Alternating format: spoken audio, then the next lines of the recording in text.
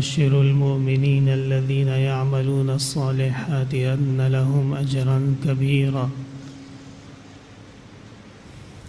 وقال الله تعالى: يا أيها الناس قد جاءكم برهان من ربكم وأنزلنا إليكم نورا مبينا.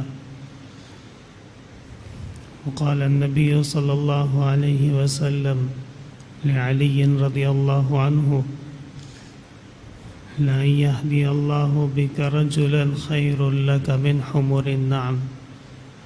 اللهم صل وسلم على النبي الأمي وعلى آله وأصحابه وبارك وصل وسلم علیہ.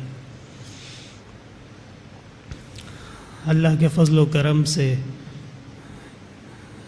جامعہ عربیہ احسن العلوم اور اس کے بانی حضرت والد صاحب ایک طویل عرصے سے یہ معمول رہا ہے کہ شعبان کے اور رمضان المبارک کے مہینے میں قرآن کریم کی تفسیر پڑھاتے ہیں. اصل جو علم کی بنیاد اور شریعت کے دلیلوں کا اصل ہے وہ قرآن کریم ہی ہے.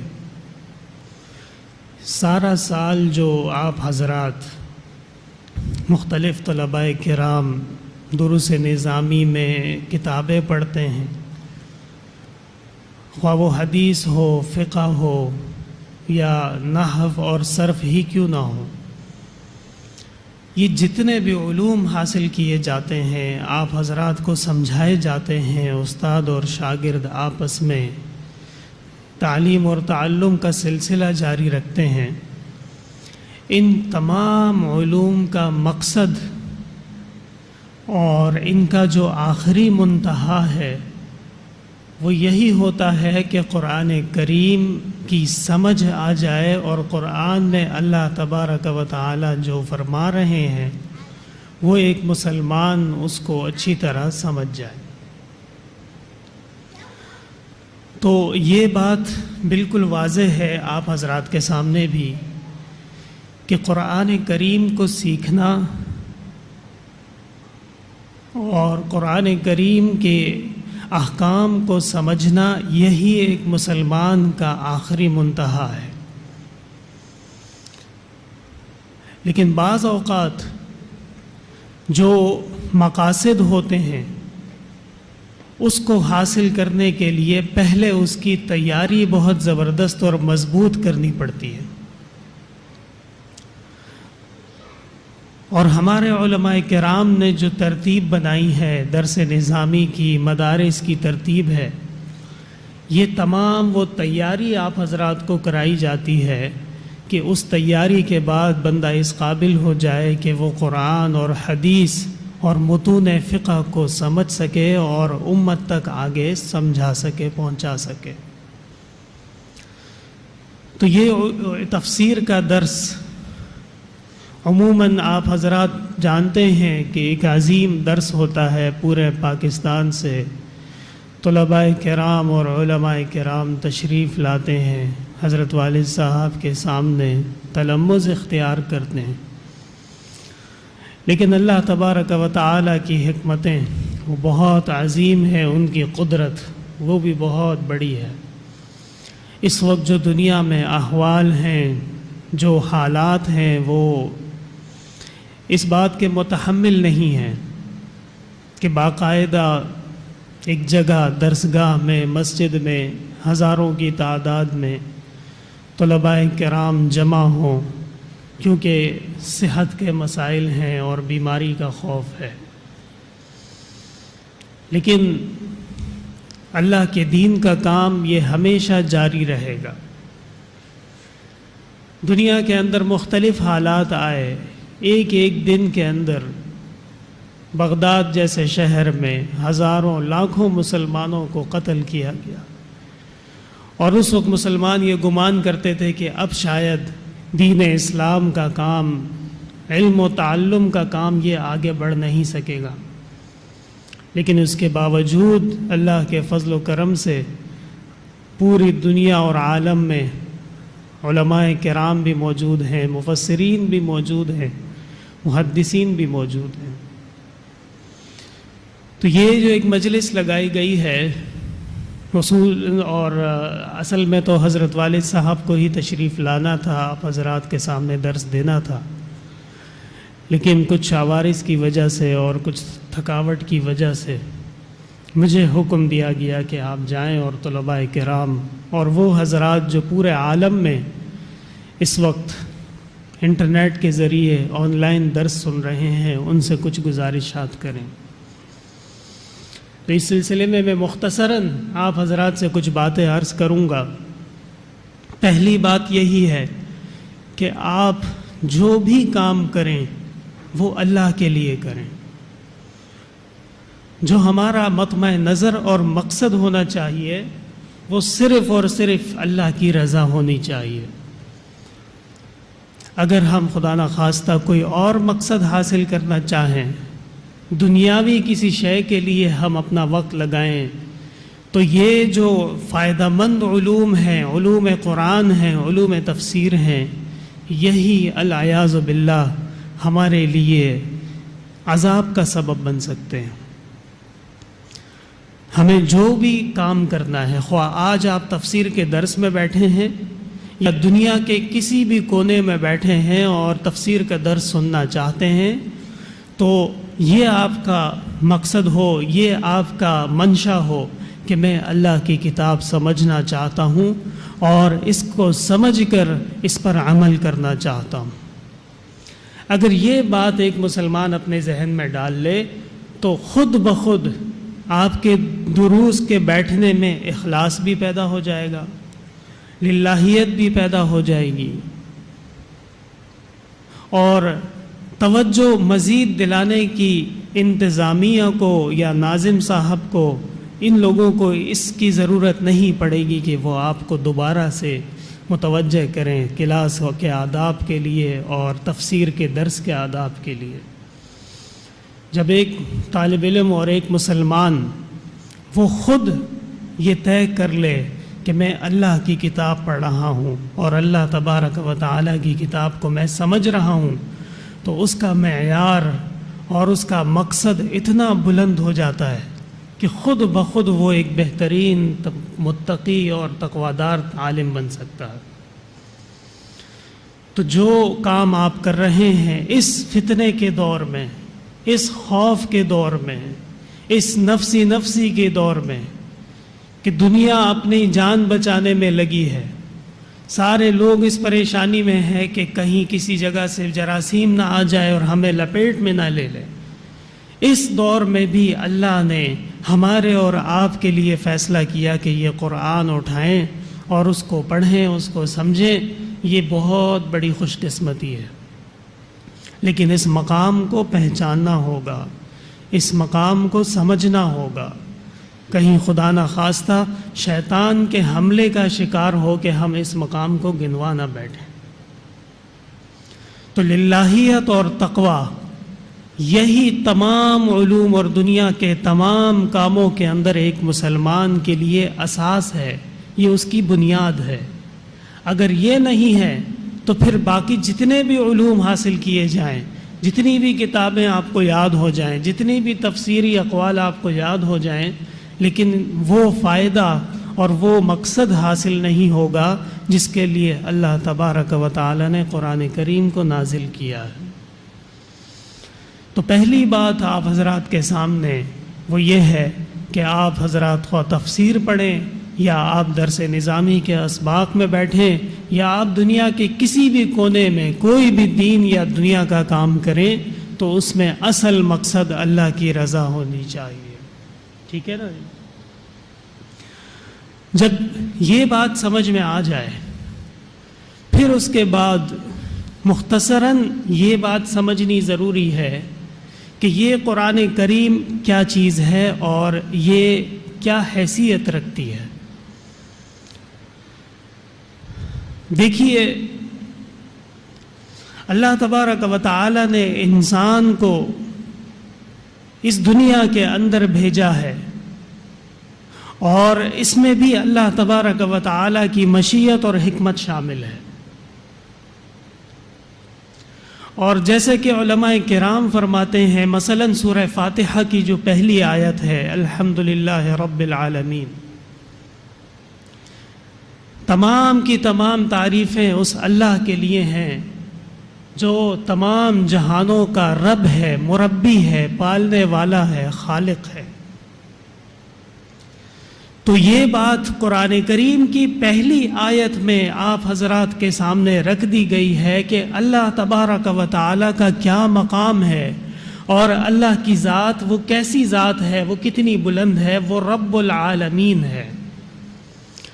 وہ صرف اور صرف ایک خاص طبقے کا رب نہیں ہے، وہ صرف اور صرف ایک امت کا رب نہیں ہے، وہ کسی مخصوص محلے علاقے کا رب نہیں، بلکہ یہ عالم اور اس کے علاوہ بھی جتنے عالم ہیں جو ہمارے علم میں ہیں یا ہمارے علم میں نہیں ہیں، اس سے قطع نظر اللہ تبارک و تعالی تمام جہانوں کا رب ہے۔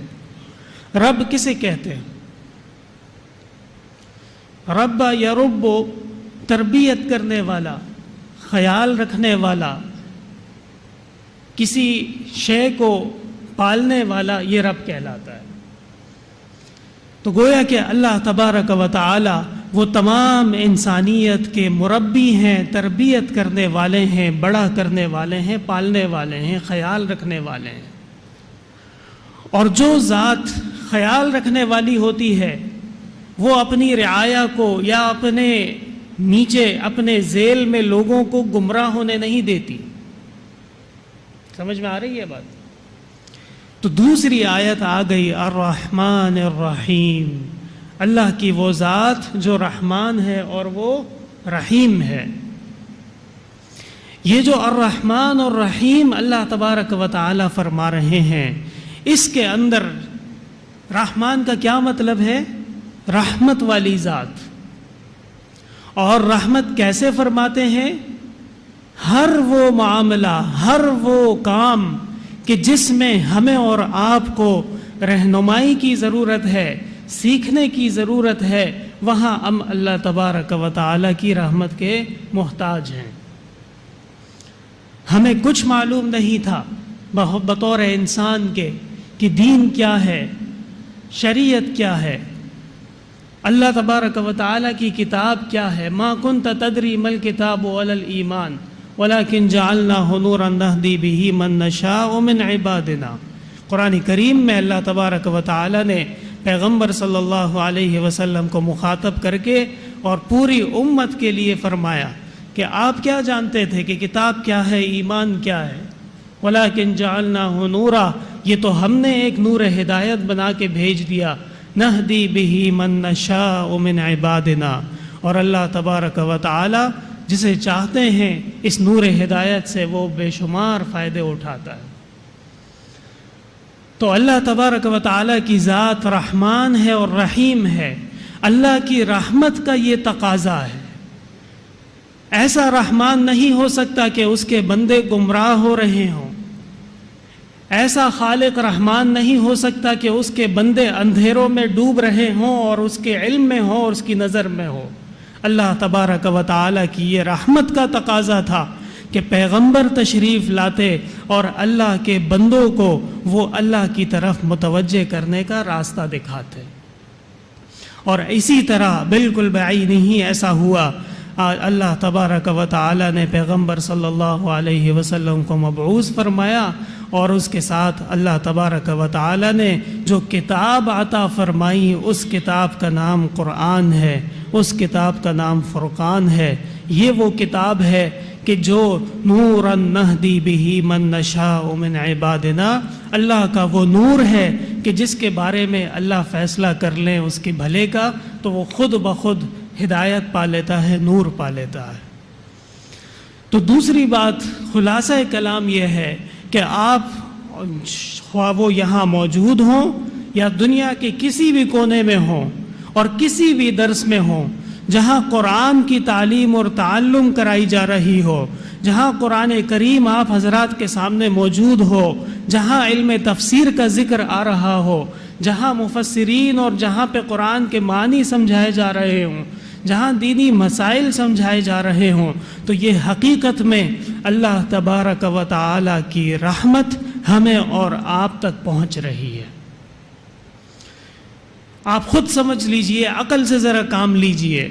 میں مثال کے طور پہ ایک طالب علم وہ چلا جائے اور کسی ڈاکٹر اور میڈیکل کی یونیورسٹی میں داخلہ لے لے، اور پھر اس کے بعد اس کو بالکل اندھیرے میں رکھ دیا جائے، نہ اس کو سمجھایا جائے، نہ اس کو کتاب سمجھائی جائے، نہ اس کو اس کی معانی اور تشریح سمجھائی جائے، تو وہ پڑھنے والا طالب علم وہ حیران اور پریشان ہو جائے گا کہ یہ میرے ساتھ زیادتی ہو رہی ہے، میں نے پیسہ خرچ کیا، میں نے وقت لگایا، اور اب مجھے آگے اس کی تفصیلات نہیں بتائی جا رہی۔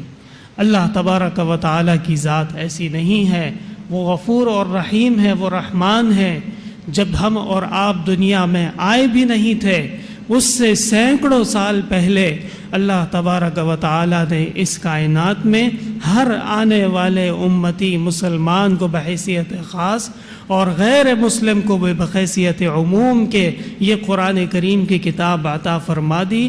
یہ کتاب پیغمبر صلی اللہ علیہ وسلم کی بعثت کے دن سے لے کے آخرت کے دن تک تمام انسانیت کے لیے کافی اور شافی ہے، اور اس کے علوم بھی ایسے ہی ہیں۔ ایسا نہیں ہے کہ چند ابواب ہیں، چند احادیث ہیں اور چند تفاسیر ہیں، وہ ہم اور آپ پڑھ لیں اور ہم یہ دعویٰ کر لیں کہ ہم قرآن کو سمجھ گئے۔ نہیں، ایسا نہیں۔ ہر آنے والے دن کے ساتھ مزید اور نئے نئے علوم آپ کو اس میں نظر آئیں گے، اور ہر گزرنے والے دن کے ساتھ مزید آیات کے تراجم، آیات کی تفاسیر، آیات کے معانی وہ آپ حضرات کو سمجھ میں آئیں گے۔ جو قرآن کریم کے اندر آخرت کا ذکر ہے، بے شمار ذکر ہے، اور آپ صلی اللہ علیہ وسلم نے صحابہ کرام کو جو قرب آخرت اور آخر الزمان کے مطالب بتائے ہیں اور اس کی علامات بتائی ہیں، بہت سی علامات ایسی تھیں جو صحابہ کرام کو سمجھ میں نہیں آتی تھی۔ صحابہ کرام حیرت کا اظہار کرتے تھے۔ مثال کے طور پہ آخر الزمان کی علامات میں سے ایک علامت یہ بھی ہے کہ بیماری آئے گی، ایسی بیماری جو پوری دنیا کو لپیٹ میں لے لے گی۔ تو صحابہ کرام ان قسم کی علامات پر حیرت کا اظہار کرتے تھے، لیکن جیسے جیسے وقت گزرتا گیا آپ حضرات کے سامنے اس کے مطالب اور اس کی تشریح سمجھ میں آ جاتی ہے۔ تو یہ قرآن اللہ تبارک و تعالیٰ کی طرف سے ہم پر رحمت ہے، یہ اللہ کا فضل ہے، لیکن مسلمانوں پر بھی لازم ہے کہ ہم اس کو پکڑیں، اس کو سمجھیں، اس کے معانی اور تشریح کو اپنی زندگی کے عمل میں لے کر آئیں۔ اس کے ساتھ ساتھ جو تفسیر کے درس میں بیٹھتے ہیں، خواہ وہ آپ حضرات ہوں یا آپ کے علاوہ باہر کوئی ہو، علم تفسیر کے کچھ آداب ہوا کرتے ہیں۔ سب سے پہلے تو آپ حضرات جانتے ہیں اللہ تبارک و تعالی نے قرآن میں فرما دیا لا یمسہ الا المطہرون، قرآن کو نہیں چھوتے مگر وہ لوگ جو پاک اور صاف ہوتے ہیں۔ تو تمام حضرات سے یہ گزارش ہے کہ جب وہ قرآن کے درس میں بیٹھیں، تفسیر کے درس میں بیٹھیں، خواہ ویسے عمومی طور پہ دینی علوم کے درس میں بیٹھیں، تو وہ اس بات کو یقینی بنائیں کہ وہ طہارت کے ساتھ ہوں، وہ پاکی میں ہوں، ان کا لباس بھی پاک ہو، ان کا مقام بھی پاک ہو، اور اس کے ساتھ ساتھ ان کا نفس، ان کا ضمیر وہ بھی قرآن کی طرف متوجہ ہونے کے لیے پاک اور صاف ہو۔ اور اس کے ساتھ سب سے اہم چیز جو ہمارے اسلاف اور مفسرین فرماتے ہیں، پابندی، کہ طالب علم، علوم پڑھنے والا، سیکھنے والا، وہ پابندی کرتا ہو تو پھر اس کے درس میں برکات حاصل ہوتی ہیں، اس کو باتیں سمجھ میں آتی ہیں، استاد اور شاگرد کا جو ایک رشتہ ہے احترام کا وہ قائم اور دائم رہتا ہے۔ جیسے آج کل کے احوال ہیں، دنیا کے تمام کام متاثر ہیں، اس وقت میں طالب العلم کا یہ امتحان ہے کہ وہ اس کے باوجود پابندی کو کیسے یقینی بناتا ہے۔ یہ اصول ہے، دنیا کا کوئی بھی کام ہو، کوئی بھی درس ہو، تدریس ہو، کوئی نوکری ہو، جو شخص پابندی کرتا ہے اس کی پابندی کو قدر کی نگاہ سے دیکھا جاتا ہے اور اس کو آگے بڑھایا جاتا ہے۔ تو آپ حضرات بھی علوم تفسیر اور درس تفسیر کے اندر جو تشریف فرما ہوں، ان کو یہ گزارش ہے کہ وہ پابندی کے ساتھ اس کو سننے کی کوشش کریں اور اس بات کو یقینی بنائیں کہ جب درس کیا جا رہا ہو تو وہ یہاں پر موجود ہوں یا کم از کم وہ اس کو سن ضرور رہے ہوں۔ اور اس کے ساتھ ساتھ آداب کا خیال رکھنا، کیونکہ آپ حضرات قرآن کریم کے درس میں بیٹھے ہیں اور قرآن کریم یہ اللہ کے دین کی بنیاد ہے، تو جو دینی تعلیمات ہیں اس کو اپنایا جائے۔ ایسا نہیں کہ قرآن پڑھا جا رہا ہے اور پھر اس کے ساتھ ساتھ گناہ بھی کیے جا رہے ہیں۔ قرآن پڑھا جا رہا ہے اور اس کے ساتھ اللہ کے عذاب کو دعوت دینے والے کام بھی کیے جا رہے ہیں، یہ دونوں متضاد جمع ہو گئے، اور تضاد ایک ساتھ جمع ہونا یہ خطرے کا باعث ہے، یہ تباہی کا باعث ہو سکتا ہے۔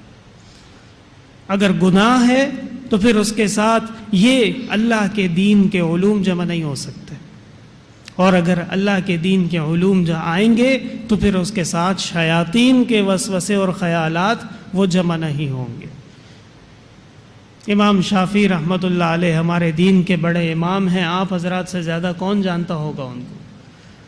انہوں نے اپنے استاد وکیع رحمۃ اللہ علیہ سے کہا کہ مجھے دینی علوم یاد نہیں ہوتے، شکوت الی وکیع سوء حفظی فاوصانی الی ترک المعاصی۔ استاد محترم نے فرمایا گناہ چھوڑ دو، لأن العلم نور من الہی، اس لیے کہ جو علم ہے یہ اللہ کی ہدایت کا نور ہے، ونور اللہ لا یعطی لعاصی، اور اللہ کا نور ایسے دل اور دماغ میں نہیں آتا جہاں پہ گناہوں کے گھر بنے ہوئے ہوں۔ تو اللہ کا نور، قرآن کریم، اللہ کی رحمت اگر یہ آپ حضرات نے حاصل کرنی ہے تو ونور اللہ لا یعطی لعاصی کا آپ کو مصداق بننا ہوگا کہ اللہ کے نور کو اگر دل و دماغ میں بٹھانا ہے تو پھر اس سے گند اور اس سے غلط چیزیں، اس سے گناہ، اس قسم کی اشیاء کو باہر نکالنا ہوگا۔ اس کے ساتھ ساتھ قرآن کی اہمیت اور قرآن کے فضائل یہ جاننا بھی ضروری ہے۔ اس کائنات کے اندر کوئی ایسی کتاب نہیں ہے کہ جس کے ایک ایک حرف کو پڑھنا بھی ثواب ہو سوائے قرآن کریم کے، کہ تفسیر تو دور کی بات ہے، اگر ایک مسلمان قرآن کو کھول کے اور اس کے درس کو، اس کی تلاوت کرے، اس کی عبارت پڑھے، تو بھی احادیث مبارکہ میں اس کے لیے سینکڑوں حروف کے بدلے سینکڑوں درجے کا ثواب حاصل ہونے کا وعدہ کیا گیا۔ تو آپ تصور کریں کہ ایک مسلمان بغیر سمجھے، بغیر اس کے مطلب کے، بغیر معانی کے، جب وہ صرف اور صرف اس کی عبارت پڑھنے سے ثواب کا وہ حقدار ہو رہا ہے، تو وہ مسلمان جو قرآن کے معانی کو سمجھ رہا ہو، جو اللہ کی منشا کو سمجھ رہا ہو، وہ کتنے بڑے ثواب کا مستحق ہوگا۔ اور پھر اس قرآن کے پڑھنے سے ہمیں آگے جو حاصل کرنا ہے وہ کیا چیز ہے؟ وہ ہدایت ہے۔ اس قرآن کے پڑھنے کے بعد جو ہمیں اگلا مقصد حاصل کرنا ہے وہ اللہ کے پیغام کو آگے پہنچانا ہے۔ اور نبی کریم صلی اللہ علیہ وسلم نے حضرت علی کرم اللہ وجہہ سے فرمایا تھا لَأَن يَهْدِيَ اللَّهُ بِكَ رَجُلًا خَيْرٌ لَكَ مِنْ حُمُرِ النَّعَمِ، اگر اے علی، اگر تمہارے ذریعے سے اللہ تبارک و تعالی کسی ایک آدمی کو بھی ہدایت دے دے تو یہ تمہارے لیے دنیا کے بڑے سے بڑے سرمایے سے زیادہ بہتر ہے۔ تو آپ جو قرآن کی تفسیر کے لیے بیٹھے ہیں، خواہ آپ پہلے پڑھ ہی کیوں نہ چکے ہوں، لیکن ہر مقام پہ ہر دفعہ جدید علوم آتے ہیں، سمجھنے کے زاویے نئے ہو جاتے ہیں۔ پہلے ظاہر بات ہے کہ آپ اس حال میں نہیں تھے جس حال میں آج ہیں، پہلے وہ یکسوئی نہیں تھی جو اب ہے، پہلے وہ عقل اور دانائی نہیں تھی جو اب ہے۔ جیسے جیسے زمانہ گزر رہا ہے، اللہ کے فضل و کرم سے اہل علم والے طلباء کرام اور علماء کرام وہ دین کی اہمیت کو ہر دن گزرتے کے ساتھ نئے طریقے سے سمجھ رہے ہیں۔ حضرت والد صاحب نے بھی اس عزم کا اظہار کیا ہے کہ اس سال جو تفسیر ہوگی اس کے اندر زیادہ تر جو بیان ہوگا وہ خلاصوں کا ہوگا، وہ صورتوں کے منشا کا ہوگا، وہ آیات کے منشا کا ہوگا کہ یہ جو صورت ہے، مثال کے طور پہ سورہ بقرہ، اس میں اللہ تبارک و تعالی نے کتنے علوم بیان فرمائے ہیں، اس کے اندر فلانے رکوع سے فلانے رکوع تک جو یہ خاص مضمون ہے، اس کا اشارہ کس طرف ہے، اس کا مقصد کس طرف ہے۔ ورنہ صرف ترجمہ وہ تو آپ حضرات اکثر طلباء کرام درس نظامی میں ہی پڑھ لیتے ہیں۔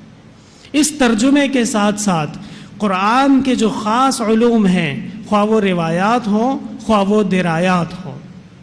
روایت یعنی وہ علوم کہ جو صحابہ کرام یا تابعین یا تبع تابعین سے نقل کر کے ہم تک پہنچے ہیں، اور درایت وہ علوم کہ جو زمانہ حال کے موافق اس آیت کے اندر ہمیں نظر آتے ہوں۔ ان دونوں کو جمع کر کے جو تفسیر بنتی ہے، یہ قرآن کریم کی تفاسیر کو جمع کر کے آپ حضرات کے سامنے پیش کیا جاتا ہے۔ تو یہ جو کام ہے تفسیر کا، یہ بہت بڑا کام ہے، یہ افضل ترین کام ہے۔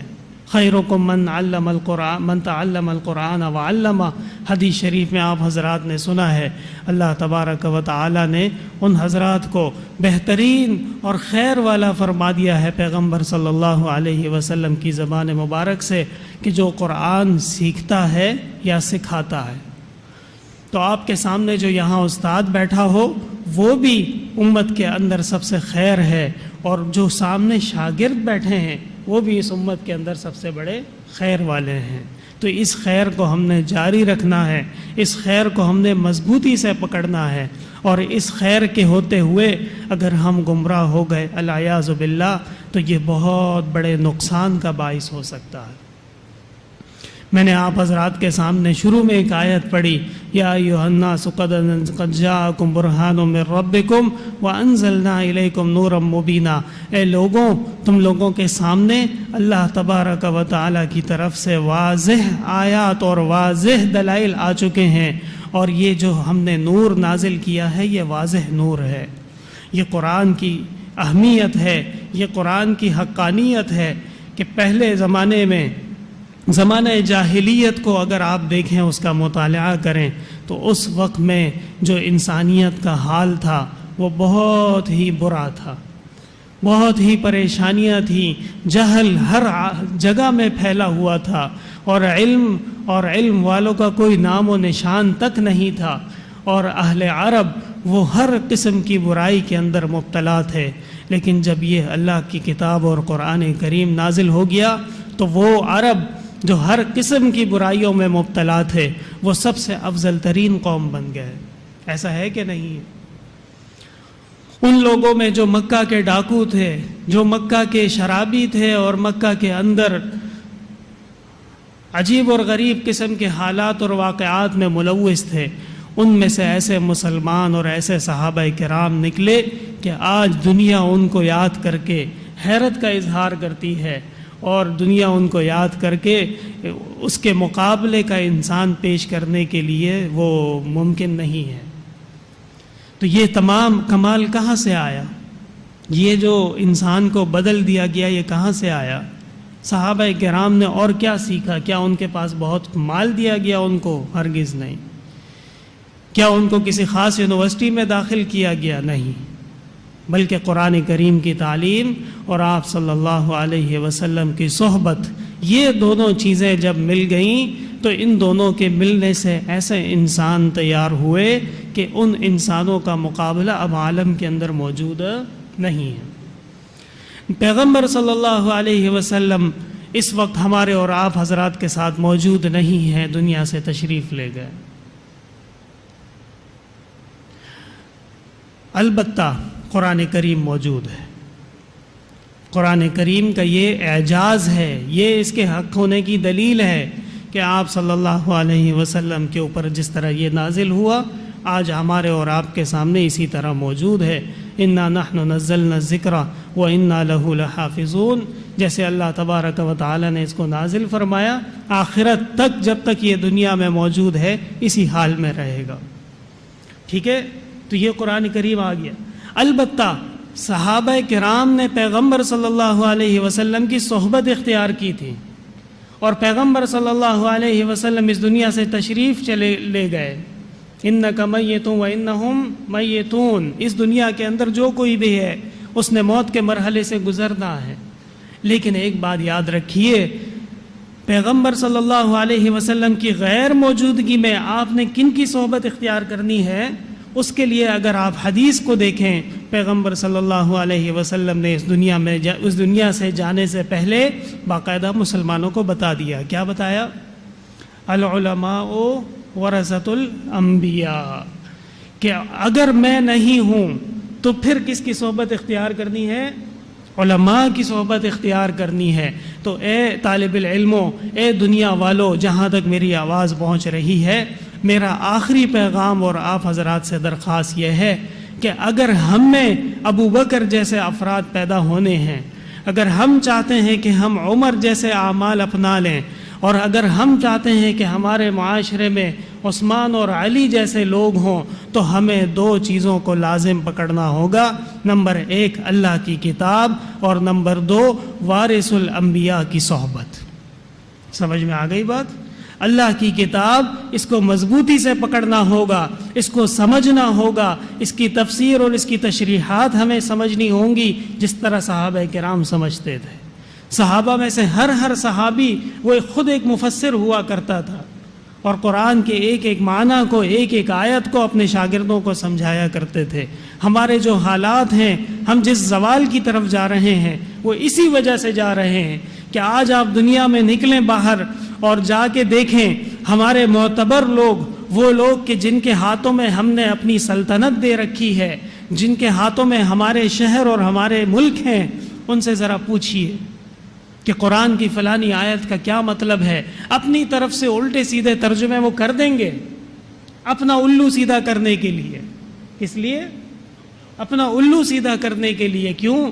اس لیے کہ لوگوں کو اپنے طرف متوجہ بھی کرنا ہے، اور اچھی طرح جانتے ہیں کہ یہ مسلمان ہیں، یہ اہل اسلام ہیں، تو اس طریقے سے ان کے سامنے باتیں کرو کہ وہ لگے کہ یہ تو بڑا زبردست آدمی ہے، یہ تو بڑا دیندار آدمی ہے۔ لیکن حقیقت یہ ہے کہ قرآن کے علوم کی ہوا بھی ان کو نہیں لگی، اور اسی لیے پھر جب وہ فیصلے کرتے ہیں تو وہ فیصلوں میں نہ دین کا خیال رکھا جاتا ہے، نہ اس میں ہمارے مسلمانوں کے شاعر کا خیال رکھا جاتا ہے، اور نہ ہی اللہ کے خوف کو ملحوظ رکھا جاتا ہے۔ صرف اور صرف مٹیریلزم اور صرف سائنس کے ذریعے سے جو بات ان کو سمجھ میں آتی ہے اور ان کے مفاد میں ہوتی ہے، اس کو فیصلہ کر کے اور مسلمانوں پر اس پر عمل لازم قرار دے دیا جاتا ہے۔ اس لیے کیونکہ ہم قرآن سے دور ہو گئے، اس لیے کہ ہم نے ورثائے انبیاء کو اپنانا چھوڑ دیا۔ اگر آج بھی ہم اپنے ان معاملات کو درست کر لیں اور یہ عزم کر لیں کہ ہمارے آنے والے نسلیں، خواہ وہ میری اولاد ہو، خواہ وہ آپ کی اولاد ہو، یا وہ آپ کے اولادوں کی اولاد ہو، ان میں 2 خاصیات ہونی چاہیے، وہ قرآن کو سمجھتے ہوں اور وہ انبیاء کرام کے ورثاء کے ساتھ تعلق قائم کر لیں، تو وہ دن دور نہیں ہے کہ اس قرآن کے برکت سے اور اس قرآن کے روشنی سے ہم عالم اسلام کے اندر اہل اسلام جیسے کہ خیر القرون میں ہوا کرتے تھے، دوبارہ ہم اس کو اپنا لیں۔ بہرحال یہ ایک بہت عظیم اور مبارک کام ہے۔ اللہ تبارک و تعالی اس کو ہمارے لیے بھی، حضرت والد صاحب کے لیے بھی اور آپ حضرات کے لیے بھی مبارک فرمائیں، اور اس کام کے ذریعے سے ہماری اور آپ کی نجات کو یقینی بنائیں۔ دیکھیے دنیا کے اندر تو چند روزہ وقت ہے، کون کب کس کی موت آ جائے یہ کسی کو معلوم نہیں ہے۔ دنیا کے اندر ہمیں جو وقت گزارنا ہے وہ اس کتاب کی روشنی میں، اور اس کتاب نے جو ہم سے وعدے کیے ہیں، ذالک الکتاب لا ریب فیہ ھدی للمتقین الذین یؤمنون بالغیب، جو غیب کے اوپر ایمان لاتے ہیں یہ کتاب ان کو فائدہ دیتی ہے۔ تو اللہ تبارک و تعالی وہ جو غیبی اشیاء ہیں، وہ جنت ہے، وہ آخرت ہے، وہ حشر ہے، اس میں اس کتاب کا ساتھ ہمیں نصیب فرما دے، اور اس درس کو اللہ تبارک و تعالی بخیر و خوبی جاری اور ساری فرمائے اور پایہ تکمیل تک پہنچائے۔ الحمدللہ رب العالمین، لا الہ الا اللہ وحدہ لا شریک لہ، لہ الملک ولہ الحمد وہو علی کل شیء قدیر۔ اللہ تبارک و تعالی مسلمانوں کے مسائل حل فرمائیں، جو بیماری اور وبا پورے عالم میں پھیلی ہوئی ہے، اللہ تبارک و تعالی اس بیماری کو صحت میں بدل دے، مسلمانوں کی حفاظت فرمائے، خاص طور پر حرمین اور شریفین کی حفاظت فرمائے۔ اللہ تبارک و تعالی پاکستان کے چپے چپے کی ذرے ذرے کی حفاظت فرمائے۔ اس کے علاوہ ہمارے مسلمان بھائی دنیا کے جس ملک میں ہیں، جہاں پر ہیں، اللہ تبارک و تعالی ان کو بھی محفوظ فرمائے۔ اللہ تبارک و تعالی بیماروں کو صحت کاملہ شفا عاجلہ عطا فرمائے۔ جو پریشان حال ہے اپنے فضل و کرم سے ان کی پریشانیاں دور فرمائے۔